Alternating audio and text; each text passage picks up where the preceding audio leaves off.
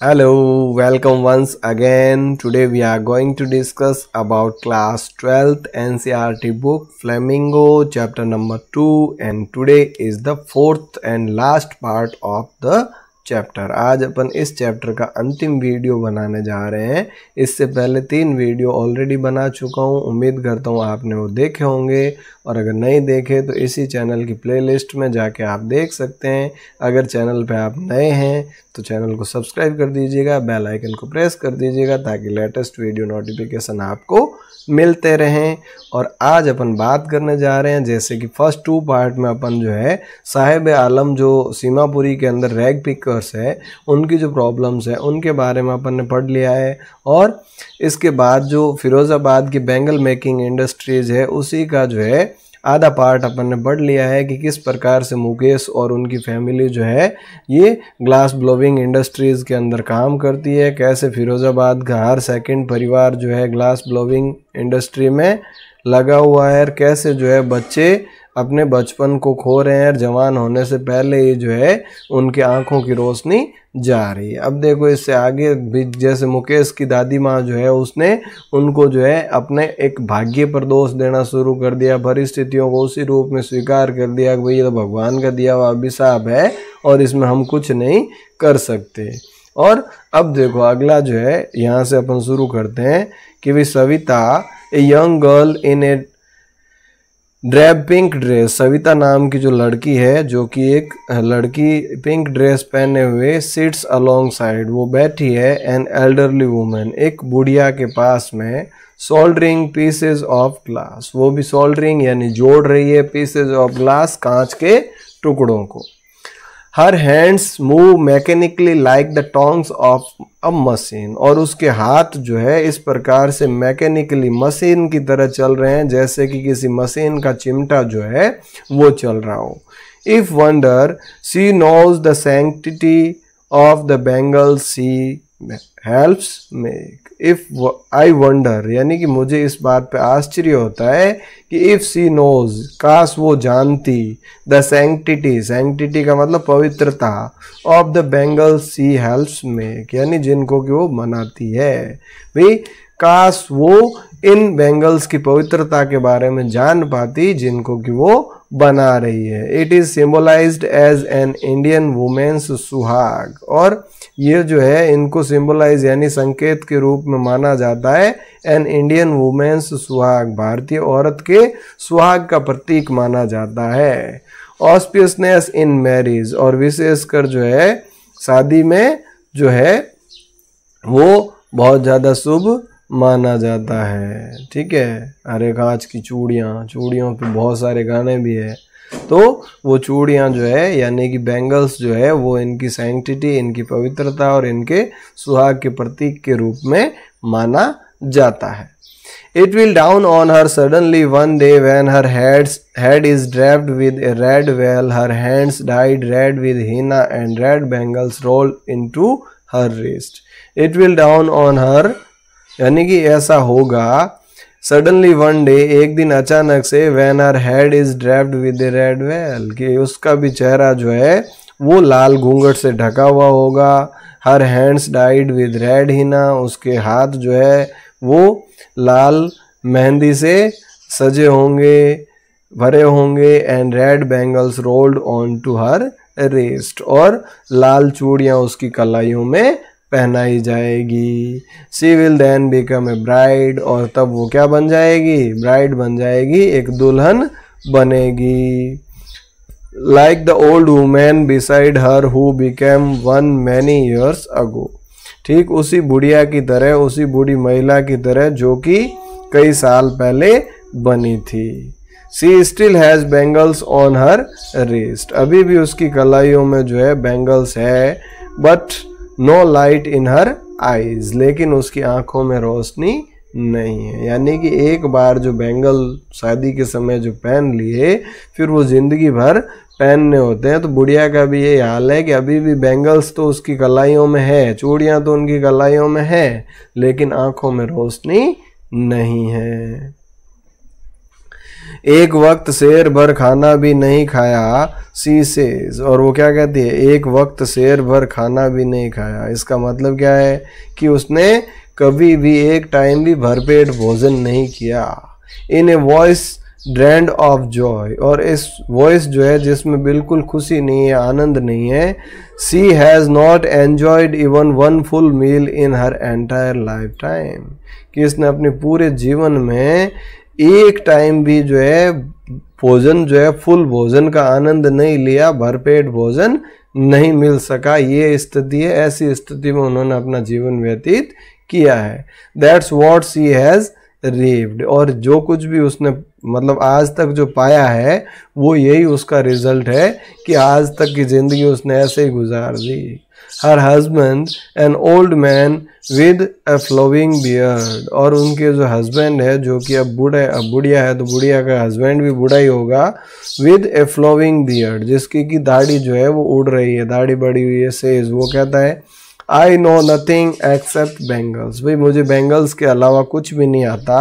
All I have done is make a house for the family to live in, और जो कुछ भी मैं कर पाया वो इतना ही कर पाया कि अपने परिवार के लिए घर बना पाया, इसके अलावा मुझे कुछ नहीं कर पाया, और मुझे बैंगल्स के अलावा कुछ आता भी नहीं। Hearing him, one wonders if he has achieved what many has failed in their lifetime, और उसकी बात सुनकर कोई भी जो है आश्चर्य कर सकता है कि भाई उसने वो चीज़ अचीव कर ली, वो चीज़ हासिल कर ली जो कि कई लोग अपनी पूरी जिंदगी में जो है नहीं हासिल कर सकते। और वो क्या है, he has a roof over his head, कि उनके सर के ऊपर जो है एक छत है, यानी कि उन्होंने कम से कम अपना मकान तो बनाया। The cry of not having money to do anything except carry on the business of making bangles, not even enough to eat rings in every home. The cry का मतलब जो चीख है, ऑफ नॉट हैविंग मनी, पैसे नहीं होने की, to do anything except carry on the business of making bangles, अब पैसे नहीं होने के कारण उनके पास दूसरा कोई जरिया भी नहीं है और बैंगल मेकिंग का काम शुरू कर देते हैं। नॉट इवन दो टू ईट, अभी कह रहा हालांकि इससे जो है उनको पर्याप्त भोजन भी नहीं मिलता। रिंग्स इन एवरी होम, और ये जो है बातें हर घर में होती है, कहानी हर घर की यही कहानी है। The young man echo the lament of their elders, और जो नौजवान है वो अपने बुजुर्गों को दोष देते हैं, उनका रोना रोते हैं कि भाई बूढ़े वो बुजुर्गों ने कुछ किया ही नहीं, खास वो कुछ करके जाते तो हम आज हमारी हालत ये नहीं होती, हम भी कुछ कर पाते। लेकिन किसी का किया हुआ उस पर आप कितने दिन ऐश करोगे। आप भी जो है अपने मेहनत बन करो, अपना वजूद बनाओ। आपके पेरेंट्स के पास कितना भी है कोई फ़र्क नहीं पड़ता, नहीं है तो भी कोई फ़र्क नहीं पड़ता। आपको अपनी काबिलियत के बल पे जो अचीव करना है, हासिल करना है, वो मुकाम आपको अपनी मेहनत पे करना है, आपको इस पे भरोसा होना चाहिए। लेकिन यहाँ के जो नौजवान है वो इस चीज़ को स्वीकार कर चुके हैं और वो यही रोना रोते हैं कि ये तो बुजुर्गों का किया धरा है। Little has moved with time, और समय के साथ बहुत कम बदला है, कुछ नहीं बदला। इट सीम्स, ऐसा प्रतीत होता है। इन फिरोजाबाद में समय जरूर बदला है, साल जरूर बढ़ गए हैं, लेकिन कोई चीज़ बदली नहीं है। Years of mind-nibbling toil have killed all initiative and the ability to dream. Years of mind-nibbling toil, यानी दिमाग को, मस्तिष्क को झकझोर देने वाली मेहनत, कई सालों से जो मस्तिष्क को झकझोर देने वाली मेहनत ने जो है किल्ड ऑल इनिशिएटिव, मार दिए हैं ऑल इनिशिएटिव। इनिशिएटिव का मतलब क्या होता है, पहल, कोई भी चीज़, नया चीज़ की पहल करना। तो उनके अंदर जो इनोवेटिव आइडियाज़ है वो सारे मर चुके हैं। And the ability to dream, और उसके बारे में कुछ और सोचने के जो सपने लेने की एबिलिटी है वो भी मर चुकी है। Why not organised yourself in a cooperative, I ask a group of young man who have fallen into the vicious circle of middlemen who trapped their fathers and forefathers. Why not organise yourself into a cooperative, भाई अपने आप को एक cooperative, एक स्वयं सहायता समूह में क्यों नहीं ऑर्गेनाइज कर लेते।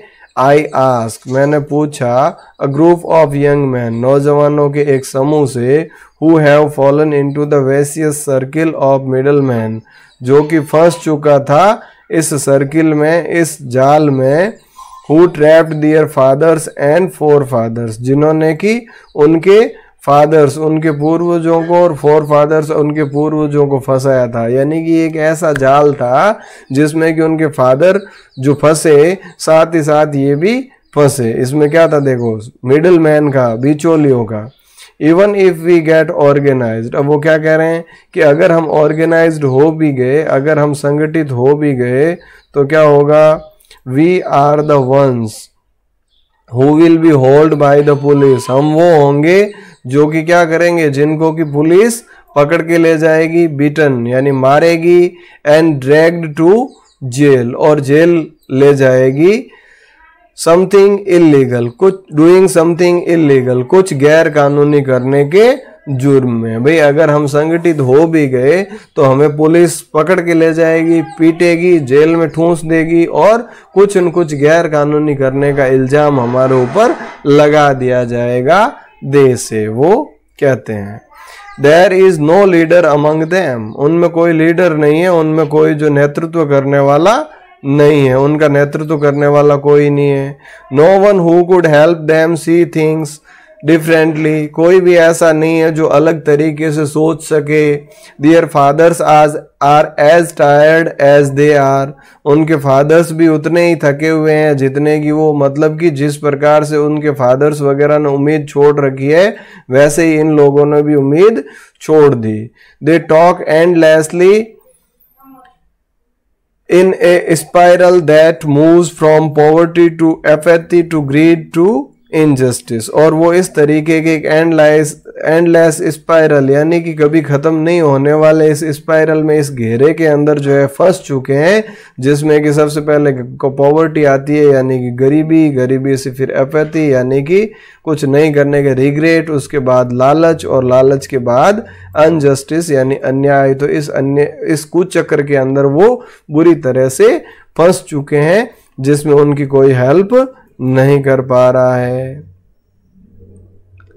Listening to them I see two distinct world, अभी कह रहे उनकी बातें सुनकर मुझे जो है दो अलग दुनिया नजर आ रही है। ये सारी कहानी सुनकर, इनकी बातें सुनकर मुझे दो अलग ही कहानियां या अलग ही दुनिया जो है वो नजर आ रही है। One of the family caught in a web of poverty, एक तो कौन सी, वन ऑफ द फैमिली यानी एक वो परिवार जो कि caught in a web of poverty, जो कि गरीबी के जाल में फंस चुका है। Burdened by the stigma of caste, burdened यानी बोझ तले दबा हुआ है, बाय द स्टिग्मा, स्टिग्मा का मतलब कलंक, ऑफ द कास्ट उस जाति का, इन विच दे आर बोर्न जिसमें कि वो पैदा हुए।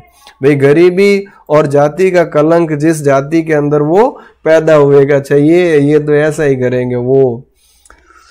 The other a vicious circle of sahukars, middlemans, policemans, the creepers of law, the bureaucrats and the politicians. एक तो ये कि भाई गरीबी और उनकी जाति का धब्बा, और दूसरा जो है सर्किल, देखो वैसियस सर्किल्स, ये कुचक्र जिसमें कौन कौन शामिल है, साहूकार्स, साहूकार जो पैसे उधार देते हैं, मिडिल मैन यानी बिचौलिए, पुलिसमैन, पुलिस भी इसमें साथ है, द कीपर्स ऑफ लॉ यानी कानून के जो रक्षक है वो भी, एंड ब्यूरोक्रेट्स, ब्यूरोक्रेट्स का मतलब जो नौकरशाह है वो लोग भी, एंड पॉलिटिशियंस और राजनेता, ये सारे लोग मिले हुए हैं इस कुचक्र में, इनको फंसाए रख रहे हैं, इसको निकलने का मौका नहीं देना चाहते।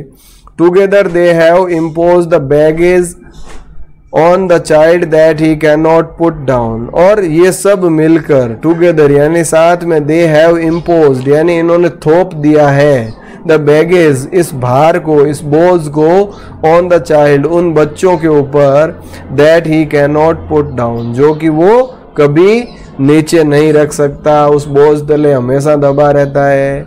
बिफोर ही इज अवेयर, और इससे पहले कि वो कुछ जागरूक हो, he accepts it as naturally as his father, वो भी उस चीज को उसी रूप में स्वीकार कर लेता है जैसा कि उसके पिताजी ने किया। To do anything else would mean to dare, और इसके अलावा कुछ करना इसका मतलब है कुछ हिम्मत करना। And daring is not part of his growing up, और डेयरिंग यानी कि हिम्मत करना ये उनकी लालन पालन का हिस्सा नहीं है। किसी में भी हिम्मत करने की या रिस्क लेने की जो है वो हिम्मत नहीं है। When I sense a flash of it in Mukesh I am cheered, और जब ये सेंस ऑफ फ्लैश यानी ये जो चमक है, जब ये चमक मैंने मुकेश के अंदर देखी तो मैं बहुत खुश हुई कि कम से कम एक तो है जो कि इस तरीके से हटकर सोचने वाला है, और उसके ड्रीम तो है, कम से कम वो सपना तो देख रहा है कुछ अलग करने का। और उसका मुकेश का ड्रीम क्या था, सपना क्या था? I want to be a motor mechanic, कि भाई मैं मोटर मैकेनिक बनना चाहता हूँ। ही रिपीट्स, वो वापस से रिपीट करता है यही चीज। He will go to a garage and learn, और इसके लिए वो क्या करेगा, गैरेज जाएगा और सीखेगा, काम सीखेगा वहाँ। But the garage is a long way from his home, लेकिन गैरेज जो है उसके घर से बहुत दूर है। I'll walk, he insists, और वो इस बात पे जोर दे के कहता है कि मैं चलकर चला जाऊंगा, पैदल ही चला जाऊंगा। Do you also dream of flying a plane? क्या तुम्हारा सपना हवाई जहाज उड़ाने का भी है? He is suddenly silent. जब ये ऑथर जो है, लेखिका जो है, ये सवाल पूछती है कि भाई चलो ठीक है, मान लिया मोटर मैकेनिक का, क्या तुम्हारा सपना हवाई जहाज उड़ाने का भी है? तो वो एकदम से चुप हो जाता है। नो ही सेज, और वो कहता है नहीं। स्टेरिंग एट द ग्राउंड, यानी जमीन की तरफ यूं घूरते हुए देखते हुए कहता है नहीं। क्यों? क्योंकि इसके सपने जो है रियलिस्टिक से जुड़े हुए हैं, हवाई सपने नहीं देख रहा है, आपकी तरह डे ड्रीमिंग में नहीं रह रहा है। ये वही सपने देख रहा है जो कि उसने देखा है अपने आसपास, जो चीज़ देखी है, जिन रास्ते का पता है, वही वो सोच पा रहा है। तो प्लान के बारे में कभी सोचा ही नहीं, कभी देखा ही नहीं, इसलिए जो है वो इस बारे में मना कर रहा है। इन हिज स्मॉल मरमर, और अपनी इस छोटी सी मरमर का मतलब बुदबुदाहट में, देयर इज एन एम्ब्रेसमेंट, और वहां जो है एक शर्मिंदगी है। That has not yet turn into regret, जो कि अभी पश्चाताप में नहीं बदली है। यही मौका है भाई, शर्मिंदगी तो है लेकिन अभी वो शर्मिंदगी पश्चाताप में नहीं बदली है, यानी कि वो चाहकर कुछ कर सकता है। He is content to dream of cars that he sees hurtling down the streets of his town, और वो कार के सपना देखकर ही संतुष्ट है जो कि उसकी शहर की गलियों में दौड़ती है। Few aeroplanes fly over Firozabad, Firozabad के ऊपर से नहीं के बराबर प्लेन गुजरते हैं। तो प्लान के बारे में उसने इसलिए नहीं सोचा कि वो चीज़ उसने प्रैक्टिकली कभी देखी नहीं, और उसका जो सपना है वो रियलिस्टिक है, प्रैक्टिकल है, डे टू डे लाइफ से जुड़ा हुआ है, जिसको फुलफिल किया जाना, कैसे फुलफिल होगा ये इसके बारे में उसको पता है। तो उम्मीद करता हूँ ये जो दोनों स्टोरीज है, जिसमें जो बचपन की कहानियाँ हैं कि भाई किस प्रकार से जो है, जहाँ अपन एक तरफ हम लोग हैं जिनको सारी सुविधाएं मिल रही है, सब चीज़ अवेलेबल है, होठ हिलाते ही घर वाले हाजिर कर देते हैं कि चलो ये चीज़ चाहिए, मिल गई, और फिर भी अपन मेहनत नहीं करते हैं अपने लक्ष्य को प्राप्त करने के लिए। जबकि दूसरी तरफ ये साहिब आलम और मुकेश जैसे लोग हैं जिनको कभी मौका ही नहीं मिला, कुछ चीज़ मिली ही नहीं, और फिर भी ये अपनी इच्छा से कुछ हटकर करने की चाहत इनमें है। तो उम्मीद करता हूँ ये चैप्टर आपको समझ में आया होगा, और इसके साथ साथ जो यहाँ की अनइक्वलिटी है, जो असमानता है, उसके बारे में भी आपने समझा होगा। और अगर भावी जीवन में आपको भी कहीं मौका मिले, कहीं पॉलिसी मेकर्स आप ही बनने वाले हैं, इस राष्ट्र के भविष्य में करता धरता आप ही हैं, तो जहाँ भी इस तरीके का आपको मौका मिले तो वहाँ समानता स्थापित करने का प्रयास जरूर करें। इसी के साथ आज के इस सेशन को यहीं विराम देते हैं। मिलते हैं अगले वीडियो में अगले चैप्टर के साथ। तब तक के लिए थैंक यू। जय हिंद, जय भारत।